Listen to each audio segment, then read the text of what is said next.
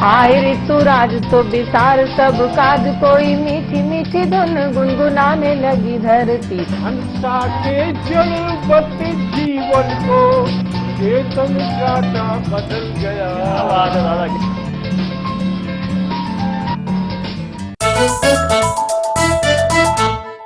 जितना जी में आए खाओ, बस खाते ही खाते जाओ। डरने की क्या बात है जब सतमोला साथ है। टेस्ट है इसका सबसे निराला, हर दिल पर जादू कर डाला। स्वाद स्वाद में जमकर खाया, सतमोला ने खूब बचाया। खाने से गलता है क्या? सतमोला।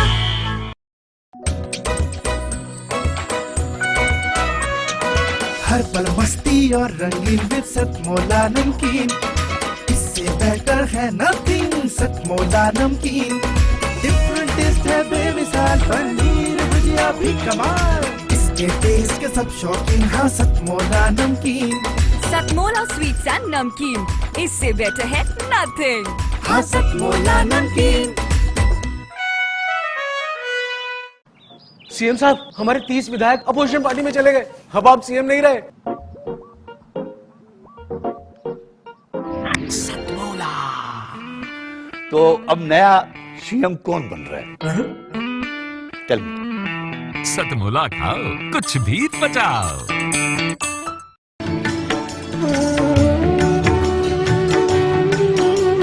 जन्मों की पूंजी जन्मांतरे भवेत् पुण्यम, तदा भागवतम लभेत।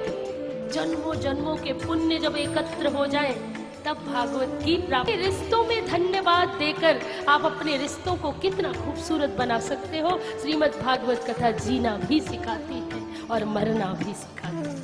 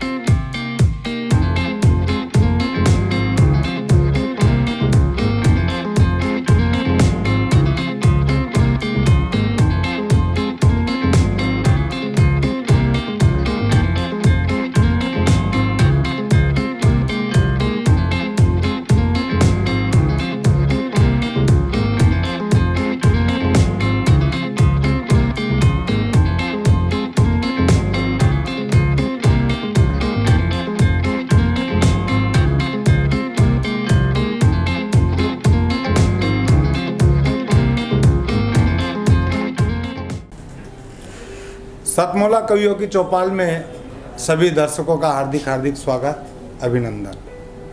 मित्रों, मेरी हास्य विधा है और उसी प्रकार मेरा नाम एंटीना पड़ा है। एंटीना का मतलब कैच करना, और ये कैच करने का पावर सिर्फ मुझे नहीं है, ये देश में तमाम प्रकार के लोगों को है, लेकिन उसके अलग अलग प्रकार है। वो प्रकार आप देखिए कि हिंदू को चोटी से, मुसलमान को दाढ़ी से। ये टावर मिलने का संकेत है। हिंदू को चोटी से, मुसलमान को दाढ़ी से, ईसाइयों को झुग्गी दाढ़ी से, जैसे मोटरोला का पीस। लेकिन टावर जरूर मिलता है। हिंदू को चोटी से, मुसलमान को दाढ़ी से, ईसाइयों को झुग्गी दाढ़ी से और सरदार जियों को फुग्गी से, लेकिन टावर जरूर मिलता है। टावर का कहीं ना कहीं माध्यम है। आपने कई प्रकार की बात सुनी, बेटियों पे सुनी, बेटों पे सुनी, माँ पे सुनी, लेकिन कहीं ना कहीं पिता का मरहम भी आपके बीच में रखने की कोशिश करता हूँ कि पिता क्या चीज़ है। माँ सरिता होती है, माँ नदी होती है, माँ झरना होती है, माँ समुद्र होती है, माँ सागर होती है, जो बहती है और सूख जाती है, लेकिन बारिश होने पे फिर बहने लग जाती है। लेकिन पिता एक कांच की तरह होता है मित्रों, जो एक बार तड़क जाता है तो पुनः नहीं मिलता है। ये पिता की उपलब्धियां हैं कि चाहे कौशल्या ने राम को जन्म दिया हो, चाहे कैकेयी ने भरत को राज तिलक किया हो, लेकिन पुत्र के वियोग में मरने वाले, प्रणाम करता हूँ ऐसे पिता दशरथ को, प्रणाम करता हूँ ऐसे पिता दशरथ को। चाहे देवकी ने कृष्ण को जन्म दिया हो, चाहे कौशल्या ने राम को जन्म दिया हो, लेकिन मध्य रात्रि में, कड़कड़ाती बिजली में, यमुना की तेज धार में कृष्ण को अपने कंधे पे बिठाकर यमुना पार कराने वाले, प्रणाम करता हूँ ऐसे पिता वसुदेव को। यहाँ से मेरी काव्य यात्रा प्रारंभ करता हूँ मित्रों। क्यों? क्योंकि कुछ शब्द हमारे दिल पे आ जाते हैं। हमारे छोटे भाई ने बोला था, जिनका आर्य जी ने बताया मतलब कि मजहब और धर्म में कितना अंतर है। हम इस चीज़ को स्वीकारते हैं कि वास्तव में धर्म होता है, लेकिन हम हमारी भारतीय संस्कृति की विधाओं को ध्यान में रखते हुए इन चीज़ों का समावेश करें और साहित्य में किन चीज़ों पर हमें ज़्यादा फोकस करना है। आज किस चीज़ की हमें ज़रूरत है? संस्कृति की ज़रूरत है कि दहल उठी है धरती सारी, अरे गगन गूंजता नारों से, और संभल के रहना अपने घर में छुपे हुए गद्दारों से। तो खेल रहे हैं खेल मौत का, खेल रहे हैं खेल मौत का, तांडव मचा है देश में, और मांग रहे हैं जाकर घर घर वोट रावण के वेश में। तो अब ना चलेगा इनका जादू, अब ना चलेगा इनका जादू, ना इनकी मनमानी है, अरे औरों को भी मिलेगी फांसी, ये तो सबने ठानी है। कि पृथ्वीराज से वीर यहाँ थे, पृथ्वीराज से वीर यहाँ थे, अरे रक्षा करने आन की, उन्हें फिकर थी मातृभूमि की, नहीं फिकर थी जान की। कि तान सहन का राग अलापे, तान सहन का राग अलापे, अरे नेता भ्रष्टाचारी है, और भ्रष्टाचार की आग में झुलसे राजा और कलमाड़ी है। और हम याद करते हैं कि नहीं, लारा दत्ता, प्रियंका चोपड़ा, इनको याद करते इस पवित्र मन से नहीं करना चाहिए। हमें याद करना है तो ऐसी वीरांगना हमारे देश में हुई है जिन्हें हम याद कर सकते हैं, जिनकी 4 पंक्तियों में बात रखने की कोशिश करता हूँ और याद दिलाने की कोशिश करता हूँ कि याद करो तुम पन्ना धाय को, याद करो दीपदान को, अरे याद करो तुम चित्तौड़ को, महाराणा की शान को, अरे याद करो तुम बलिदान पुत्र का, पन्ना के अरमान को, जिसने बिछा दिया बेटे का बचाने उदय की जान को।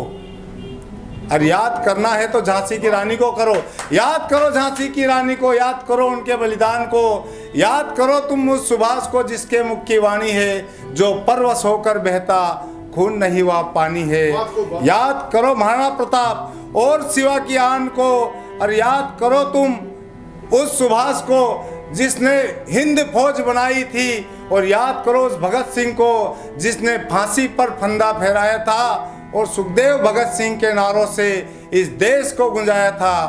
तो मैं आपके बीच में पुनः कुछ बेटियों की पंक्ति याद कराना की कोशिश करता हूँ, और कुछ दिमाग से पंक्तियाँ निकल रही है, तब मैं पुनः बेटियों पर कुछ पंक्ति देने की कोशिश करता हूँ। कि बेटी घर में भाषा का ज्ञान कराती है, बेटी मर्यादा सिखलाती है, अरे बेटी घर का संस्कार बताती है, बेटी घर का माहौल बनाती है, बेटी मर्यादा सिखलाती है, बेटी बिना कलरव नहीं होता, और जिस घर में बेटी का जन्म नहीं होता उस मनुष्य को अपनी जिंदगी का आधा अनुभव नहीं होता। क्यों? क्योंकि जीवन में एक बेटी होना बहुत ज़रूरी है, और बेटी का होना इसलिए ज़रूरी है कि उसको पूरी मर्यादा, उसको संस्कार, अपने जीवन का सम्मान, अपने जीवन की संस्कृति, ये सारा घर का परिवेश उसे तभी मालूम पड़ेगा जब उसके घर बेटी जन्म लेगी। क्यों? क्योंकि एक आने वाला दिन 5 सितंबर है, शिक्षक दिवस है। कई शिक्षकों के बीच विद्यार्थियों और छात्रों का तालमेल कैसा होता है? एक विद्यालय में शिक्षक ने एक बच्चे से पूछा, बता बेटा नर्मदा कहाँ से निकलती है और कहाँ मिलती है? क्या स्थिति बनती है बच्चे और शिक्षक के बीच में? बच्चा कहता है, सर मेरे को नहीं मालूम, नर्मदा शाम के 5 बजे हमारा घर का पछवाड़े से निकले, आने मई बाड़ा में जेने पटेल बागा छोरा से मले, अपने कई लेनो दोनों कहाँ से इठे ने कहाँ से मले। ये संस्कृति हमारी पहुँच गई है। तभी संस्कृति को जिंदा रखने के लिए हमें किस चीज़ की ज़रूरत है? और आज व्हाट्सएप टेक्नोलॉजी का युग है। कहाँ SMS, व्हाट्सएप पे किस तरह के SMS आते हैं। एक 10 वर्ष का बच्चा SMS में लिखता है कि जानू सो रही हो तो सपने भेजो, जानू सो रही हो तो सपने भेजो, और हंस रही हो तो हंसी भेजो, लेकिन जो कर रही हकीकत भेजो। वो 12 साल का लड़का लिखता है कि प्रियतम, वो लड़की लिखती है जवाब में कि प्रियतम मैं तुमसे बहुत प्यार करती हूँ, और जो कर रही हकीकत कर रही हूँ, जो भेज रही हकीकत भेज रही हूँ। मैं बर्तन मांज रही, क्या हेटवाड़ा भेजूँ? ये स्थितियां बन गई देश में। तब इस स्थिति को संभालने के लिए हमें किस चीज़ की ज़रूरत पड़ रही है कि महबूबे खुदा की पहचान नहीं है, महबूबे खुदा की पहचान नहीं है, और सीने में अगर किसी के ईमान नहीं है, अरे शैतान है वो, इंसान नहीं है, और वीरान है वो घर जिसमें गीता और कुरान नहीं है। यहाँ हमारे संस्कार लुप्त होते हैं मित्रों। तब संस्कार की कुंजियाँ हम इकट्ठी करेंगे, तभी हमारे घर का संस्कार और परिवेश बदलेगा। जय हिंद, जय भारत। सतमोला कवियों की चौपाल इस कार्यक्रम के आयोजक, मार्गदर्शक और इससे जुड़े हुए सभी कार्यकर्ताओं को बहुत बहुत शुभकामनाएं, बहुत बहुत और धन्यवाद कि साहित्य के क्षेत्र में एक ऐसा योग्य प्रकल्प और योग्य मंच सभी साहित्यकारों को उपलब्ध करा रहे हैं। इसके लिए आदरणीय प्रवीण जी को और उनकी श्रीमती जी, उनके सहयोग से संपन्न हो रहे इस दिव्य भव्य कार्यक्रम के लिए सभी को बहुत बहुत शुभकामनाएं। वास्तव में साहित्यकार लिखता क्यों है और हम कवि समाज के लोग लिखते क्यों हैं, यह जब ध्यान में आता है तो फिर क्या लिखना ये भी ध्यान में आता है। बाकी क्या सिर्फ कागज काले करने के लिए हमको लिखना है, ऐसा नहीं है। साहित्यकार का मूल काम है, कई बार मैं कहता हूँ,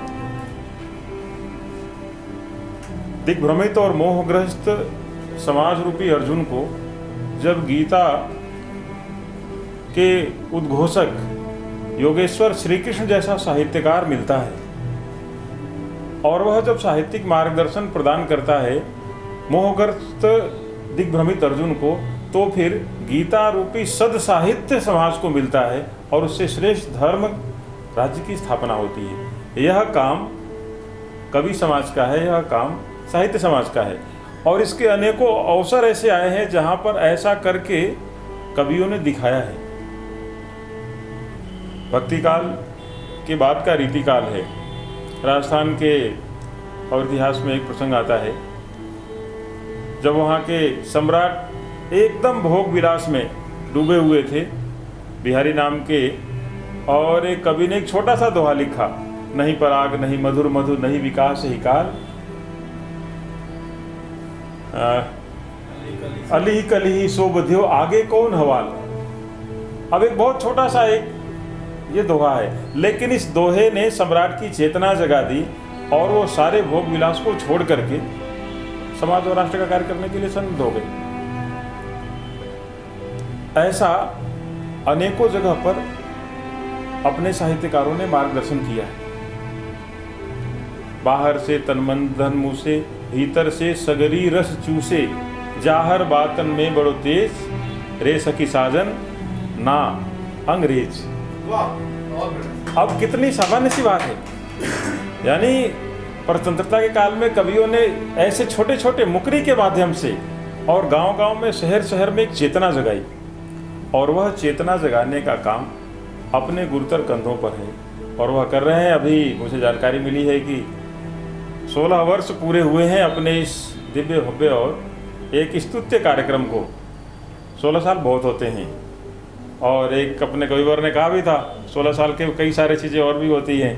बहुत सारे अपने साहित्य में 16 वर्ष पर गीत हैं, बहुत सारे अन्य प्रकार के दृष्टांत भी जुड़े हुए हैं, लेकिन 16 साल एक जिम्मेदारी भी है। अब आप परिपक्व हो गए हैं और यौवन की तरफ कदम बढ़ा रहे हैं, यानी समाज के प्रति जिम्मेदारी आपकी पहले से अधिक और बढ़ गई। 16 वर्ष से पूर्व की जो किशोर की अल्हड़ता थी वह त्याग करके यौवन के परिपक्व और उमंग के साथ समाज के मार्गदर्शन की जिम्मेदारी अपनी बढ़ जाती है। यह 16 साल का भी उनको संदेश दे रहा है निश्चित तौर पर, और इसी दिशा में यह हमारी सतमोला कवियों की चौपाल आगे बढ़ेगी और पूरे समाज राष्ट्र में जो एक वैक्यूम आया है, आदमी शिक्षित तो हो रहा है परंतु संस्कारित नहीं हो रहा। सारा जो कबाड़ा हो रहा है, सारा जो विध्वंस हो रहा है, वह हो रहा है संस्कारों की कमी के कारण से।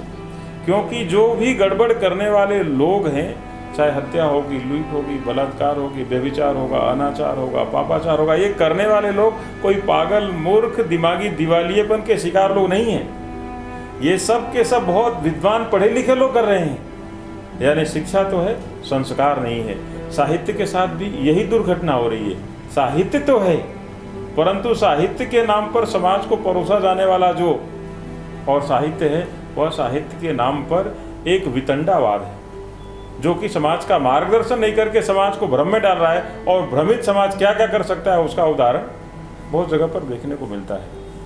अपनी यह कवियों की चौपाल निश्चित तौर पर साहित्य में संस्कार का एक सुंदर एक सुगंध डाल करके और समाज को परोसेगी, जिसमें से और समाज संस्कारित होकर के एक श्रेष्ठ भव्य दिव्य भारत के निर्माण में हम सब सहयोगी बनेंगे।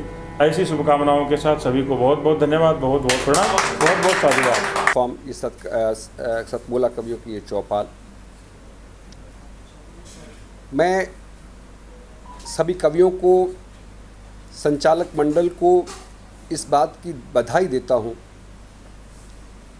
कि जिस मेहनत और लगन से गत 15 वर्षों में उन्होंने काम किया है, उसी लगन और मेहनत से इस मंच को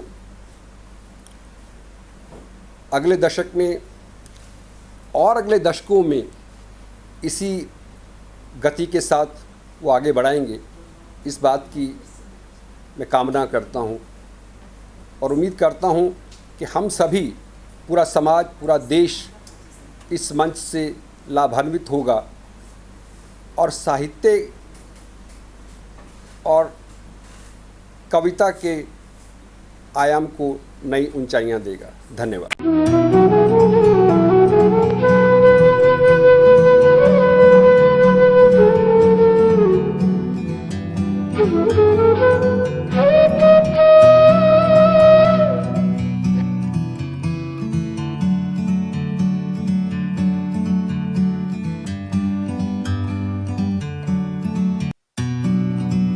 आए ऋतुराज तो विसार सब काज, कोई मीठी मीठी धुन गुनगुनाने लगी धरती। हंसा के जलवत जीवन को चेतन चाटा बदल गया।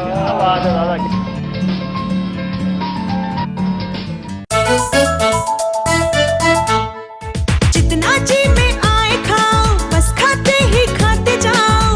डरने की क्या बात है जब सतमोला साथ है। टेस्ट है इसका सबसे निराला, हर दिल पर जादू कर डाला। स्वाद स्वाद में जमकर खाया, सतमोला ने खूब बचाया। खाने से गलता है क्या? सतमोला।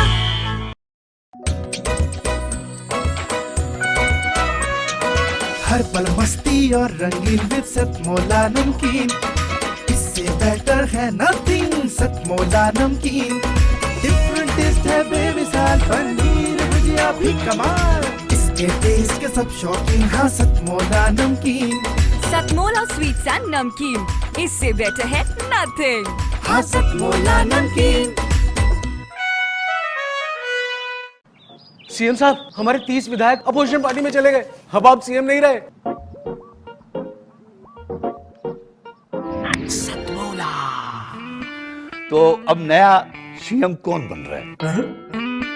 Tell me. सतमोला खाओ, कुछ भी बचाओ।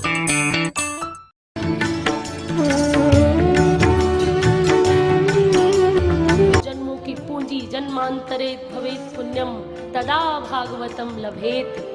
जन्मों जन्मों के पुण्य जब एकत्र हो जाएं, तब भागवत की प्राप्ति। रिश्तों में धन्यवाद देकर आप अपने रिश्तों को कितना खूबसूरत बना सकते हो। श्रीमद् भागवत कथा जीना भी सिखाती है और मरना भी सिखाती है।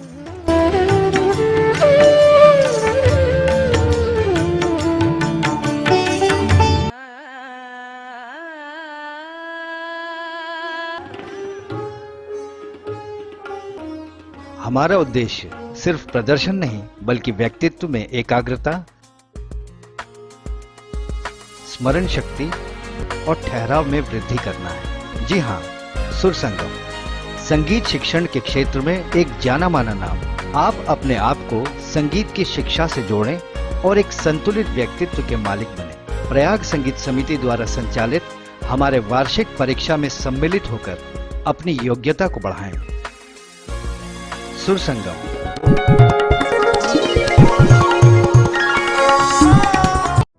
अगर आप अपनी जीवन की समस्याओं से परेशान हैं, तो एक बार आचार्य आरती सिंघल जी से अपनी कुंडली का विश्लेषण जरूर करवाएं। सरल उपाय द्वारा अपने जीवन को सुचारू रूप से चलाएं।